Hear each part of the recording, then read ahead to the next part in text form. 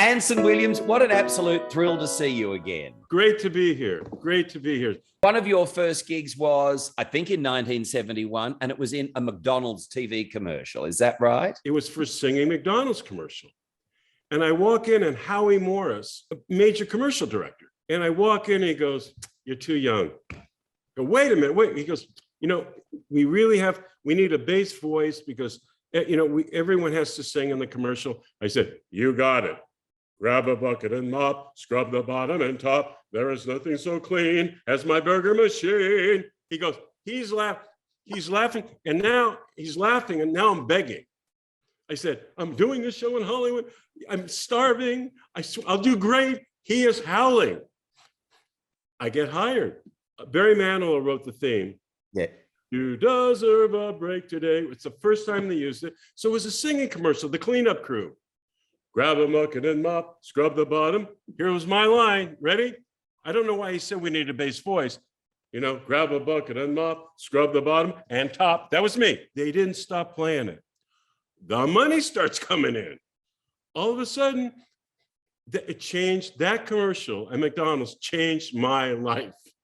It turned me into a full-time entertainer, You're so loved as Potsie. Is this right, Anson, that you actually played Potsie in Love American Style before Happy Days came along? People don't realize there were two pilots for Happy Days. The first one aired on Love American Style, but it wasn't made for Love American Style. It was the pilot, and it was called Love in the Happy Days or something. It was a beautiful pilot, but there's no Fonzie, there was no Ralph. Mr. Cunningham was played by Harold Gould. Marion was in it. Ron was in it. I was in it, different Joni. And then everyone thought, "Oh, this is going to go." It didn't sell. They played it off Love American Style. And that was it, done.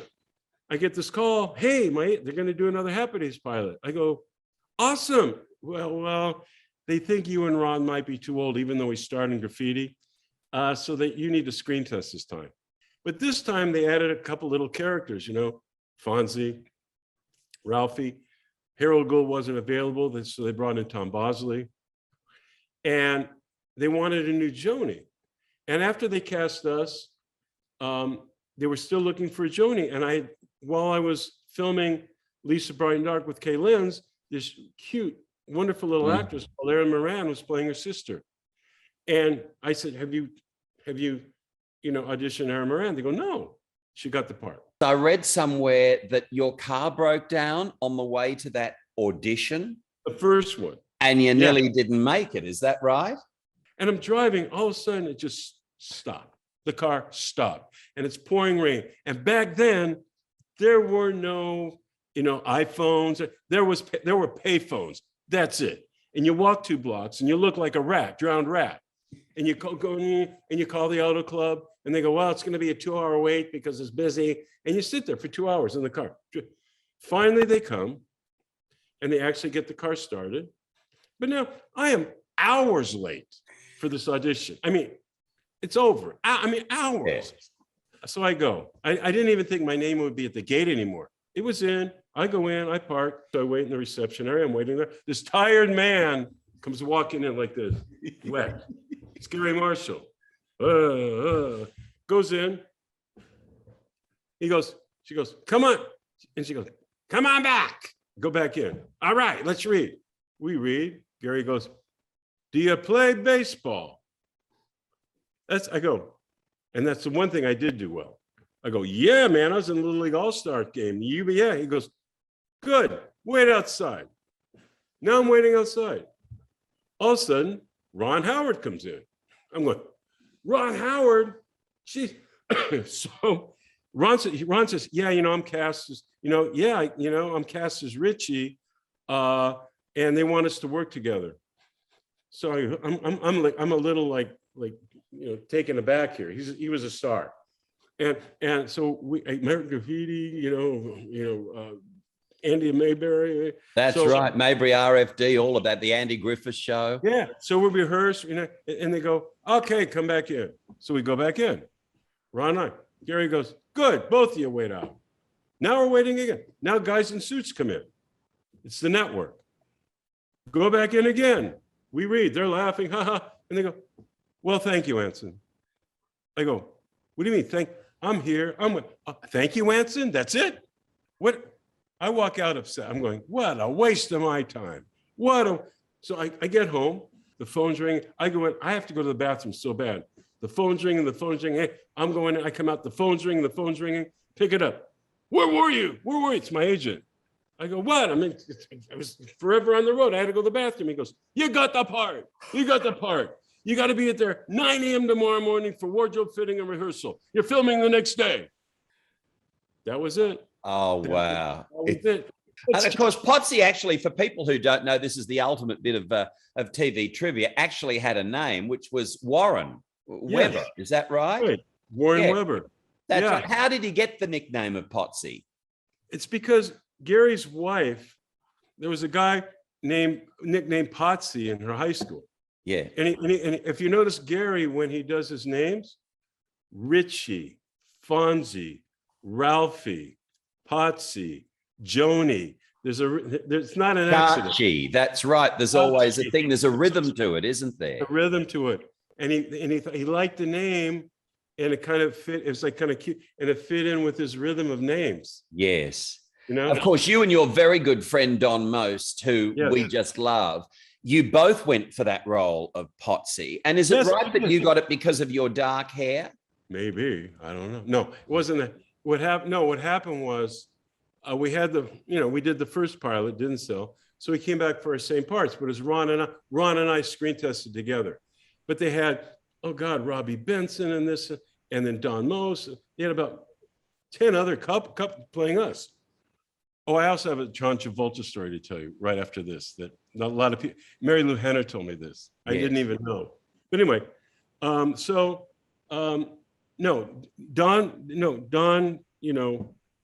got it. And maybe so.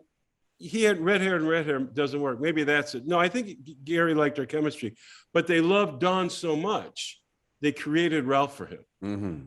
Now, as far as John Travolta, the first pilot, he owes me his damn career. You know that. He owes me 10% of every penny he's ever made in his life. Absolutely. He actually came in and auditioned for Potsie. Can you imagine if he got in the part in his career? Are you kidding?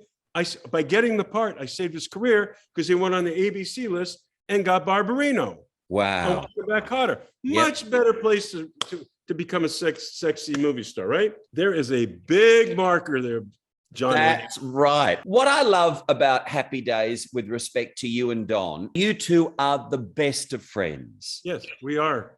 Best friends. Best friends. What you want in life. Someone who's there for you. Just honestly loves you and honestly is there for you, as I am for him and his family. And he's such a great jazz singer. Incredible. But I mean, you're such a great singer as well. I'm amazed that you two have not come together and collaborated. It's funny you brought that up. Mm-hmm. We created a show called Happy Days Live, and it's a singing, it's telling stories along with videos. It's a night to go back in time a bit, feel good, a good place for family and friends to just get back together and have that just simple, true feelings of friendship and giving before taking. Everything that feels right about living is part of that show. The great Robin Williams, of course, so famously guested on Happy Days. Yes. You were right there. How did that come about? I'll never forget that day. Just to backtrack, Gary and his son Scotty saw Star Wars. And when they came out of the theater, Scotty asked his dad, can you do a Martian show? And Gary, who's his family guy, goes, I'll figure something out. Okay. So there we are. On a Monday, and we're going to read the script for the next week. And it's called Mork for Mork. And we read it. Now, Henry Winkler, who's the kindest, gentlest, respectable guy in the world, we're reading this. It is unreadable. It is so bad. And Gary goes, don't worry. We got a week. It'll be good. We'll fix it. We go, Ben, whatever. It's worse. And we're going, they hired this kind of big, goofy guy to play Mork. And God bless him, but he's just reading the script, right? And it's awful. He's awful because the material's awful. We're awful. Everybody's awful. Wednesday night, that guest star quits. I can't be on camera. I'm not doing this. I can't. It's too embarrassing. Walks off the set. Tell me the odds. I mean, done. And we go. Gary Marshall comes in. Walks in like this. Okay. Does anyone know a funny Martian? Al Molinaro goes, well, there's this kid in my Harvard Lembeck improv class named Robin Williams. And then Ronnie Howell, Gary's sister, who's in casting, says, oh, yeah, he was on the new Laugh-In, that bad show for 6 episodes, but I think he's funny. Bring him in. Now, Donnie and I are coming in later. Every staff writer, everybody's down there like this, like with pen and paper, like this. And Jerry Paris runs over. He's a genius. He's a genius. He's a genius. And what are you talking about? We go over and then we see the magic. There's Robin Williams, Nanu sitting us, improvisationing the whole script, inventing everything. And the writers they're just literally rewriting the script in his head. So the worst script in the history of Happy Days became one of the most phenomenal scripts of all time by Friday night. I literally watched this. I watched this guy, and it was like a light was on him. I mean, literally, it was. Yeah. I've never seen anything like it. Even directing, I've directed over 300 shows, whatever. I've never seen that bright a light on any. I mean, it was just so special and unusual. And he was the most. So anyway, there we are, Friday night. The audience. There's 300 people watching the show, right? The world doesn't know him yet. No one. They wouldn't stop yelling and clapping and yelling. And went on and on. It was a phenomenon. No, and the world didn't know him. Next Friday night, we're doing our show. Oh, hi, Anson. Here's Robin Williams giving gifts to everybody, thanking them for making him feel so good. Gary Marshall goes, I did this pilot with Pam Daba. She played a nun, but I think I can put a little presentation together. So he takes film from the Mork thing, Pam Daba, sells Fred Silverman over the phone 13 episodes of Mork. Mork and Mindy. Yeah. Like that. There was no development. It just was a moment of time. Talk about spontaneous combustion. Yes. Divine intervention. And where else would have Robin Williams ever had the ability to have a part that was all him? He didn't have to play a character. It was all him. Did you get to know Robin Williams through the course of your association together? The kindest. In fact, it's so funny. One time in one of the episodes, there's a poster of me in a locker thing or something, because he felt I wasn't getting enough credit for my part. He really thought, he thought the part was kind of difficult to do, and he respected it, and he put it into the show. His death must have come, as it did to millions, an absolute shock to you, Anson. Absolutely, a tremendous shock. In fact, I really got upset. They called me, CNN called me, and I went down they said to talk about Robin. And I was really upset because before I went on, they had a psychiatrist on, literally talking about the brain and what happened in his brain. And they come to me and they go, "Oh, Anson's waiting. So Anson, what do you think about what doctor said?" I said, can we just talk about something positive? Can we talk about what Robin has left this world? We talk about what the love that's going to go on forever, what he's contributed. He said, "Oh yeah." And I just went into all the positive things this man has done. I couldn't believe the media getting into the icky, And so, I thought it was important to me to share my feelings about the joy and the laughter and the continuing laughter this man will give the world for generations. You talked about Henry Winkler before being just one of the nicest guys. Just tell us a little bit about what he was really like, what he was like to work with, and what the man, Henry Winkler, really is about. He's nothing like that character. That was totally invented by Henry. In fact, the final casting was between Mickey Dolenz from the Monkees and Henry. And it was just two different versions. Henry came in, with Fonzie. He made that character up. Hey, every accent of that character is Henry. He created it. He created this character, and it's like not Henry. It's not Henry at all. He's really this really sweet, kind, gentle man, and he just turns himself into this character. He deserved the Emmy 8 times. He started off as a 6-line character, and that was it. He exploded. And he became the #1 star in the world. I mean, the biggest star in the world on our set. Ron Howard, of course, I mean, he has a career that is now just at the pinnacle. Wonderful director, as you say, began as a child star. Was he fabulous to work with as well? He was the leader he was the leader because he was the one that had all the experience, you know? And he's such a great work ethic. It's funny, I have one story. I was early on, I'm going, God, everyone's calling me Potsie. My name's Anson. And Ron's going, hey, wait a minute. He said, you think you got a problem? I got 2. He goes, I got Opie and Richie. So shut up. And then I go, you got a point. And then he said, Anson, we have to earn our names. He said, we're playing these parts.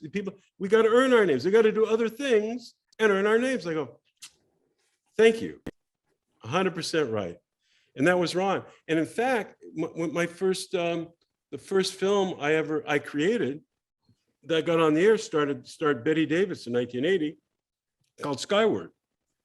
And that's a big story, but Ron exec produced it and directed it, and I exec produced it and created the film.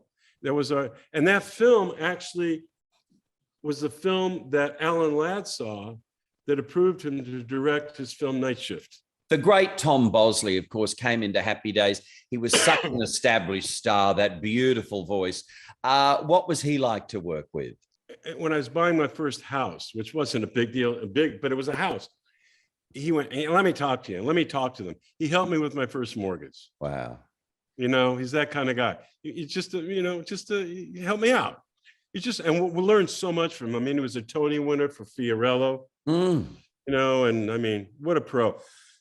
Learned a lot from him about humor. And Marion Ross too. I mean, she did movies with Clark Gable. Yeah, isn't she a treasure? I mean, Marion Ross is seriously one of God's amazing gifts. Yes, 93 years old and still going and beautiful. And the kindest woman. I mean, always sees the best in you, not the worst in you.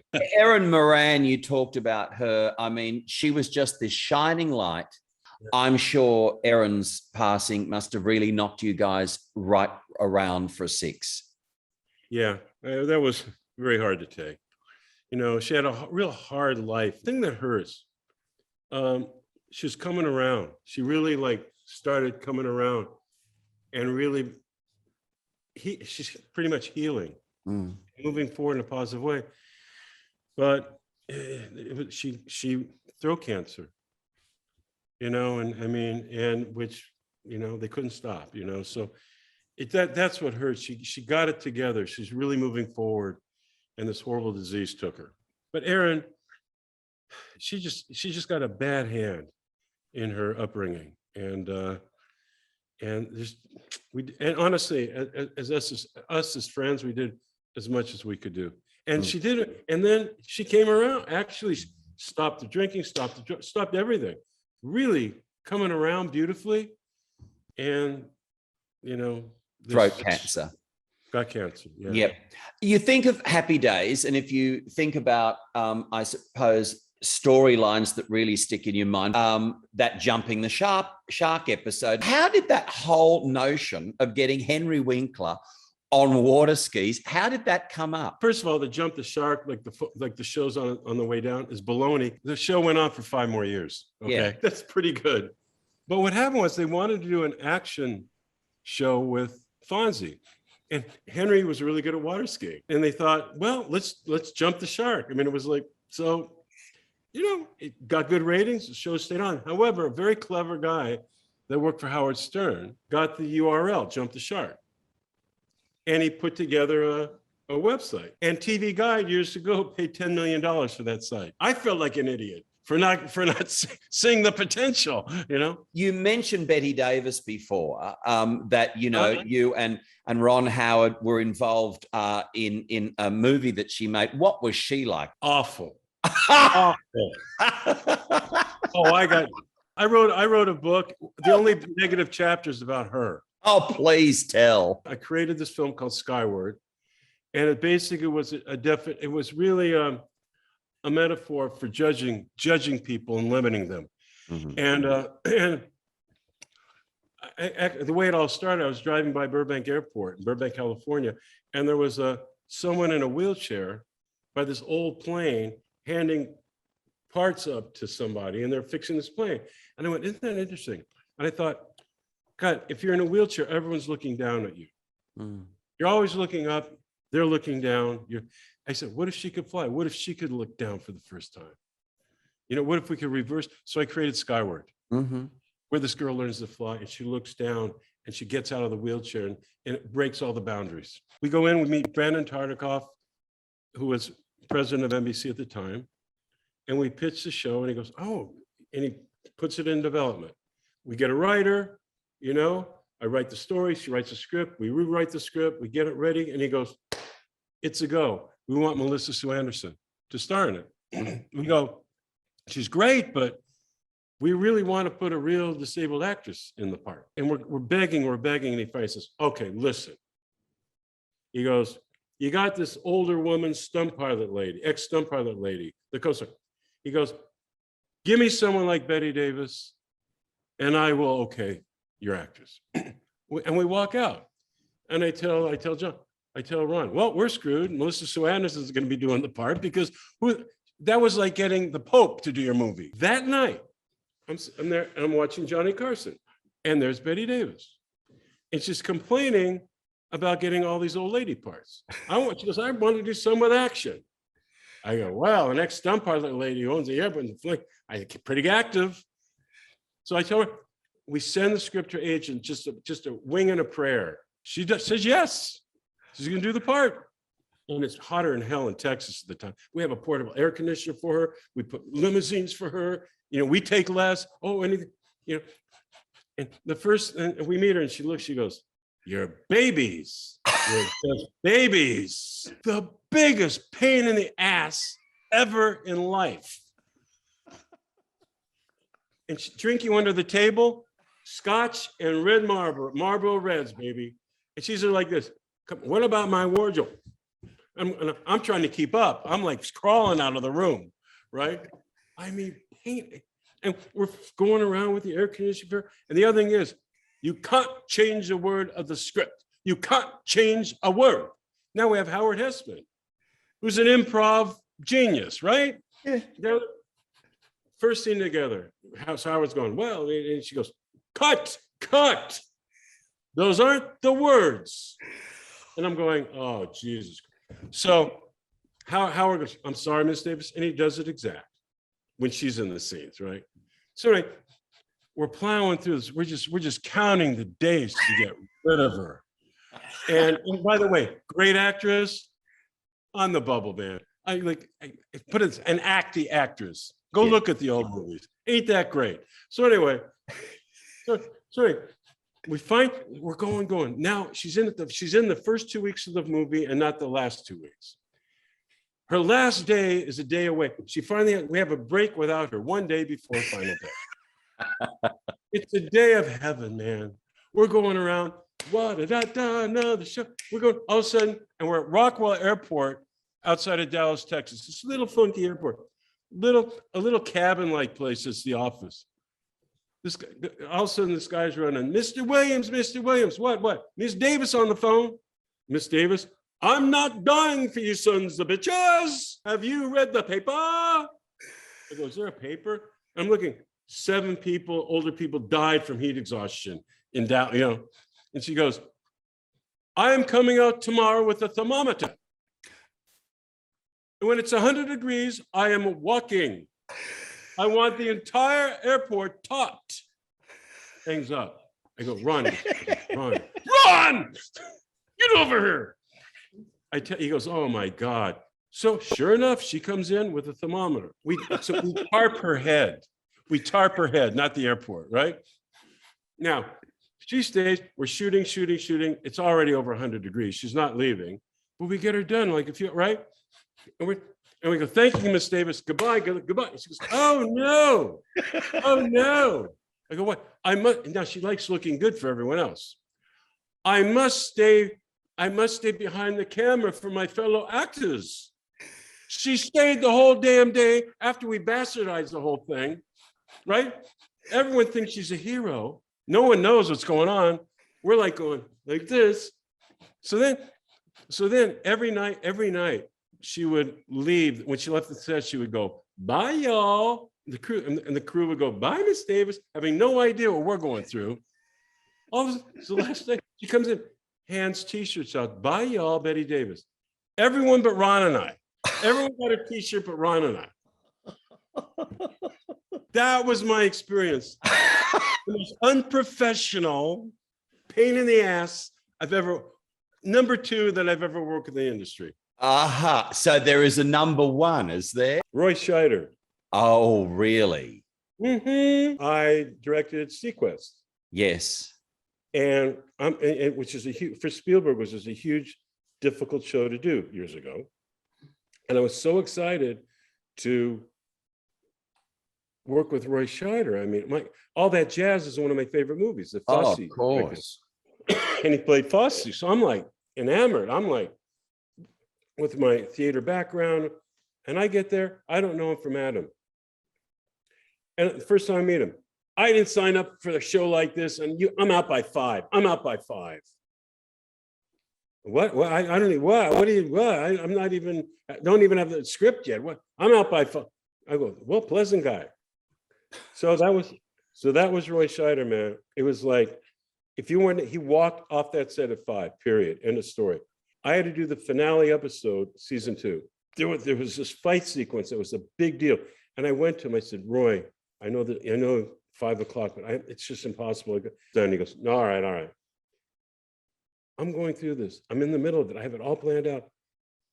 He goes, it's 5 o'clock. He walks out, 5 o'clock. I'm stuck in a horrible situation here of having to adjust a huge group of people and sequences and stunt guys. I mean, it was a big effects, everything, and had to bastardize the whole thing because he left at 5 o'clock. He kept complaining, yet his check was huge every week. So how do you reconcile somebody who behaves in such a completely disrespectful, unprofessional way? What the hell was going through his mind, do you think? He didn't see his cause and effect of his action. Obviously, someone very screwed up. Obviously, someone that was not very balanced individual, you know? I mean, it's just, it's what we do. We're in it, we're not of it. And you have to, you know, and ego will kill you. Ego will hurt so many people around you. So he's just a very immature man. I don't know, very immature. You'd think he'd have more sense at that age. I don't know. You would, wouldn't you? Happy Days, more than just... I'll tell you the best I've worked with. Yes. Christopher Walken. I mean, like, just the most wonderful, you know, hardworking, kind, considerate, unselfish star you could ever work with. And a remarkable talent. Thinking of Happy Days, it was more than just a show that provided the world with fabulous entertainment, but it was a show also, Anson, that apparently saved a whole bunch of lives. Tell me about that. If Happy Days wasn't created and everyone involved didn't make it work, I don't know if the Heimlich maneuver would be where it is today. My second cousin, who I've called uncle since I was born, is Dr. Heimlich, who invented the Heimlich maneuver. Mm-hmm. I had done the Merv Griffin show a few times, and Henry Hank was on the set just visiting. So that morning, a call came from the Merv Griffin show, and someone had dropped out that night, and they asked if I was available to, replace this guy, come on the air. So they put Henry in the audience. So I come on, sing the song, and then there's a break, and they sit you next to Merv. So, hey, Anson, what's up? And I said, hey, and I gave an elevator pitch. Dr. Heimlich's in the thing, blah, blah. And he goes, wait, I heard about that. I go, you did? Yes, I read some that's interesting. Lights come up, I'm ready to get interviewed. Anson just told me something interesting. Is there a Dr. Heimlich in the audience? Stands up, interviews him from the audience. Can you do it on me? National television does it on Earth, makes it funny, right? And from that day on, bam, it became an institution. Yep, a life-saving device. If Gary Marshall hadn't created Happy Days, and there wasn't a Henry, and there wasn't a Don, and there wasn't a Ron, never would have happened. So that's what I'm saying. That show to this day is saving so many lives.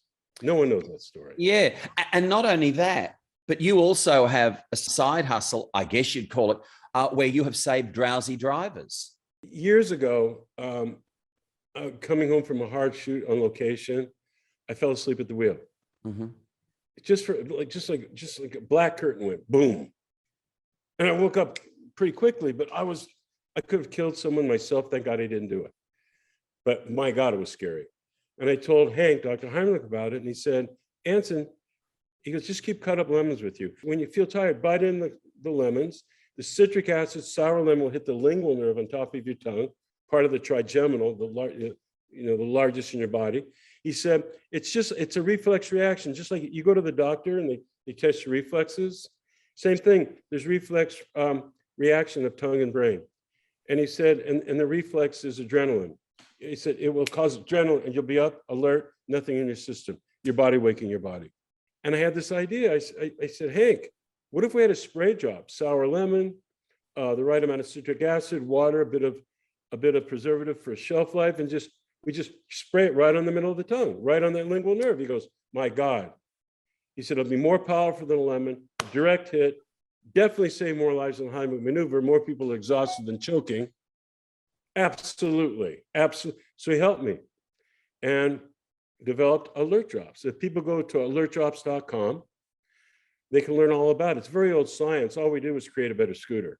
We've already been honored by the United States Congress, California State Senate, City of Los Angeles, fire departments, police departments. Wow. More importantly, we have stopped tremendous amount of tragedies. It's also on sets all over the world because there's so much exhaustion in entertainment, you know. Now, for those who just love the dynamic between you and Don Most, for the first time, I think it was in 30 years in a scripted situation, you two came together recently for Harvest Time.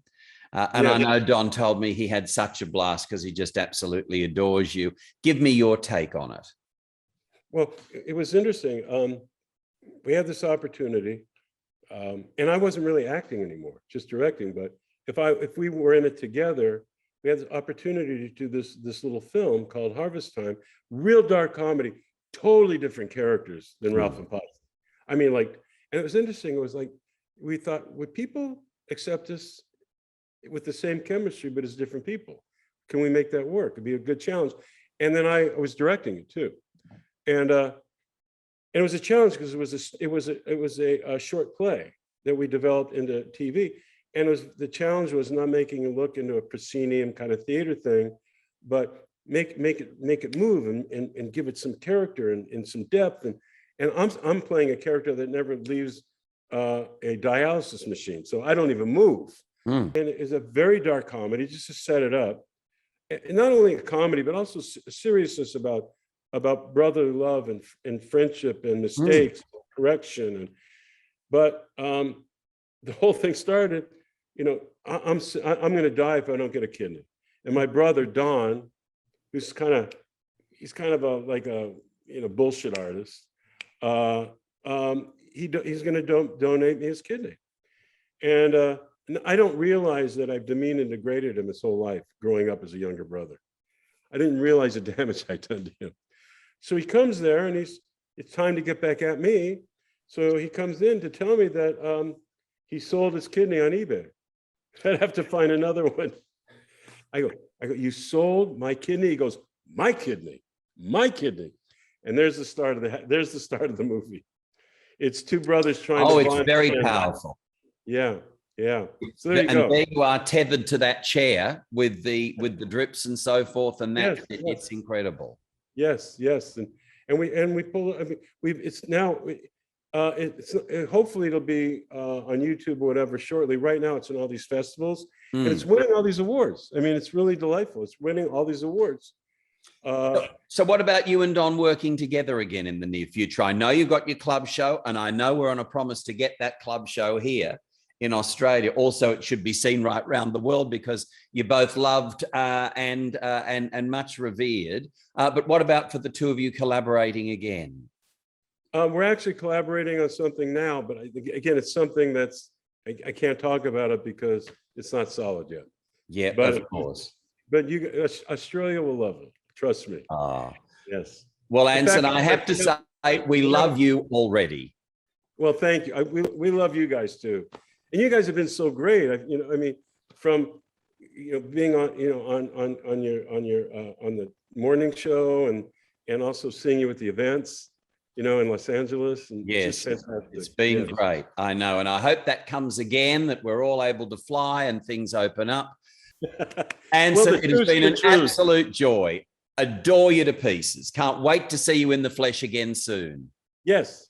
Get us to Australia, please. Yep. I know we're going to make it happen. Don't you worry about that.